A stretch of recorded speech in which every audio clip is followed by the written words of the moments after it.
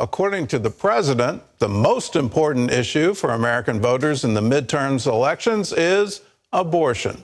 If the Democrats win control of the Congress, the president is pledging to protect abortion rights as his first act of business in January.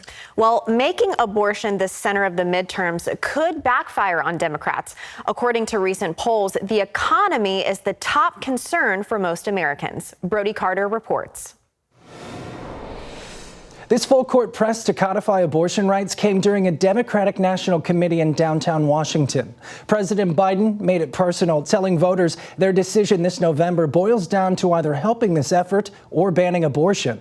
Now, a closer look at current pre-election polls, however, paints a different picture. The first bill that I will send to the Congress will be to codify Roe v. Wade.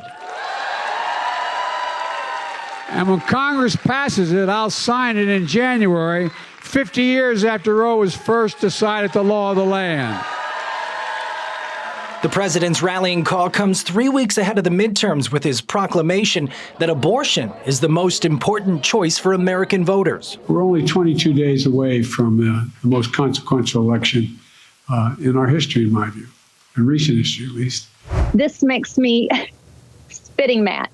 Penny Nance with Concerned Women for America says recent polling shows abortion isn't weighing nearly as heavily on voters as the economy and other issues. This is going to be an election in which top of mind voters are very upset and concerned about gas prices, about food prices, about the fact that they can barely afford their lives anymore. Nance's point is backed up by a CNN New York Times poll taken in just the last week, which finds Americans' most important concern is the economy, including jobs in the stock market at 26%. Cost of living comes in second at 18%, followed by abortion and immigration, tied at just 5% each. We refuse to accept a future. Attempting to take advantage of the reaction of abortion rights supporters to the end of Roe v. Wade, the president and Vice President Kamala Harris are using their high-profile positions to make abortion the centerpiece of the midterms.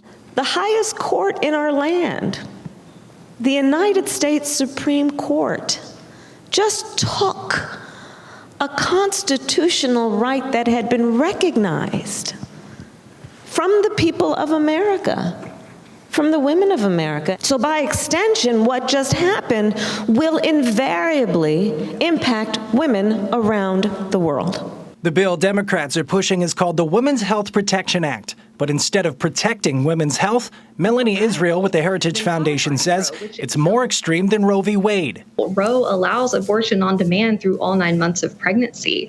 This Women's Health Protection Act that President Biden is advocating for goes even beyond that. In addition to allowing abortion on demand, it would effectively repeal hundreds of other pro-life laws in the states, things like informed consent requirements, clinic safety regulations, conscience protections for people who don't want to participate in abortions. Responding to the president's DNC remarks, Ronna McDaniel, the Republican National Committee chair, says that Mr. Biden is, quote, deeply out of touch with the concerns of families.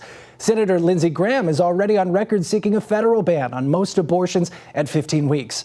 However, the president has pledged to veto any future bill that calls for banning abortions on the federal level should Republicans take control of Congress. Brody Carter, CBN News.